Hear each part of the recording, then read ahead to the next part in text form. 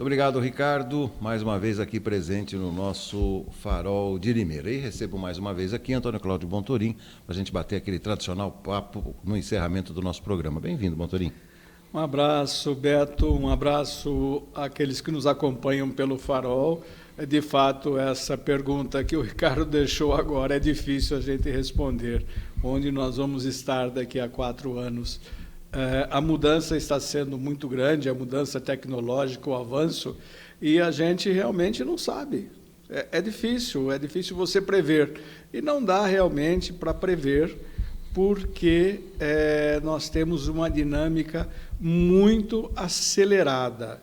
Está muito mais acelerada que a nossa própria vida. E nós estamos ficando para trás por causa disso. A tecnologia, né, Cláudio, em certa medida, empurrou o homem para essa dinâmica, né? Empurrou, exatamente, Beto. A tecnologia empurrou a todos nós, né, que a utilizamos com maior ou menor dificuldade. Nós sabemos que se nós não nos adequarmos a ela, na nossa profissão, no caso, né, nós temos que pelo menos ter um conhecimento básico, né? É verdade. Não, e tanto acesso, tanta informação, que é até difícil da gente separar uma coisa da outra. Eu fiz uma pergunta para o Encinas, gostaria de fazê-la para você também, a respeito do debate ontem. Deu tempo de olhar um pouco? Olha, deu tempo. Eu fiquei assim um tanto quanto que feliz, porque eu assisti um pedaço do debate educado.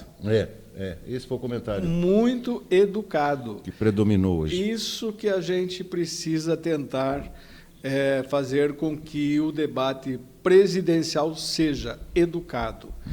Houve troca de farpas, com certeza, mas houve um respeito mútuo, mesmo porque são duas pessoas com alto nível intelectual, com alto nível de conhecimento, formação principalmente, né?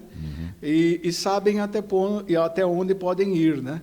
Agora, nós precisamos que isso se repita no debate presidencial, porque nós não vamos ficar assistindo um falando de canibal e o outro falando de PCC, não dá mais, né?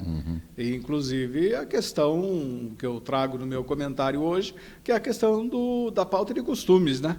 Já eu acho que deu no que tinha que dar, né? Vamos ver como que está a situação do país nas questões dos quesitos educação, saúde, moradia, segurança pública, infraestrutura, e saber o que esses candidatos pensam disso. Senão a gente vai votar num porque é católico, no outro porque é evangélico, em outro porque defende que o banheiro não pode ser unissex. Agora ambos estão defendendo que não pode ser unissex, né?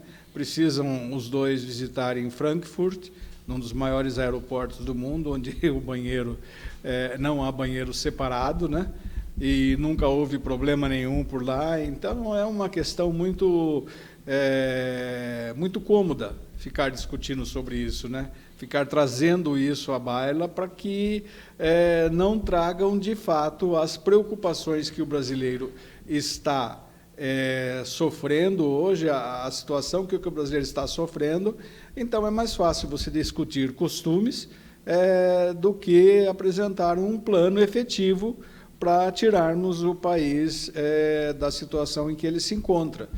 E cá entre nós, né, nós vamos ter um 2023 complicadíssimo em todos os sentidos, seja quem for o presidente da República. Aí vem de novo a questão econômica. Cláudio, então, uma coisa tem me chamado a atenção, que nas ideias, né, quando surgem algumas ideias aí dos candidatos, e o Ciro Gomes deixou isso muito claro quando ele aborda a questão do endividamento, um dos principais problemas da população brasileira hoje. Tá. Mas até aí tudo bem, não, eu vou resolver e tal. O candidato Lula acabou emprestando também essa questão, recebendo o apoio do PDT, como recebeu, acabou levando e coloca isso como suas propostas. Eu estou dando um exemplo apenas, o que falta tanto para Lula como para Bolsonaro, como faltou para o Ciro também, para Simone, quando você lança uma ideia, tentar explicar para o eleitor a viabilidade dela e como é que você vai fazer. Porque até agora eles não explicam. Tá, tudo bem, eu vou cuidar da sua dívida. Como? Exatamente. Isso que não vem, né, Cláudio? Exatamente, é isso. Isso vale para tudo, hein? Isso vale para tudo, é isso que está faltando, porque não adianta falar, eu prometo. Bom, prometer todo mundo promete. Eu sempre prometo que vou ficar uma semana sem tomar uma cervejinha na segunda-feira. Na terça-feira eu já estou tomando uma cervejinha. Então, prometer é fácil. O difícil é você cumprir, ou o difícil é você ter os mecanismos que levem essa proposta a efeito. Porque não adianta só você assumir um compromisso e não mostrar, olha, eu vou tentar resolver esse problema do endividamento fazendo isso.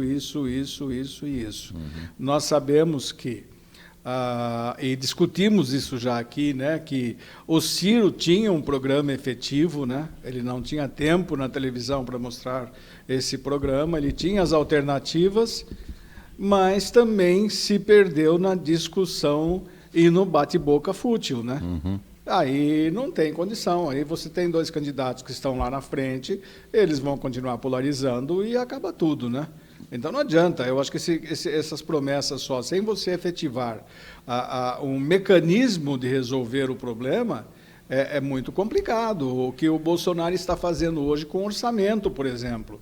Ele não pode prometer que ele vai ter isso ano que vem, porque o orçamento já está aprovado, o orçamento já existe e não tem nada no orçamento que garanta que pode ser feito isso. Isso daí já é uma questão feita, então é difícil, né?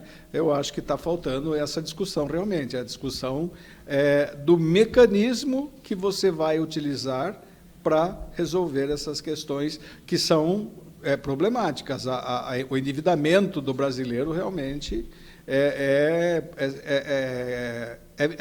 bem acentuado. E a gente não fala em endividamento apenas porque o cara é um caloteiro, porque é a situação que nós estamos vivendo. Sim. Tivemos uma pandemia, os reflexos ainda estão aí, é bom que a gente se lembre disso. Só para a gente fechar, Cláudio, vale a pena um último registro aqui. Por exemplo, né, por falar em pandemia, nós tivemos a questão do SUS no centro das discussões, a eficiência do SUS, né? Não vi até agora nada assim de surpreendente, né, que pudesse melhorar o SUS, aproveitar essa reconceituação que foi feita do SUS, da importância do SUS.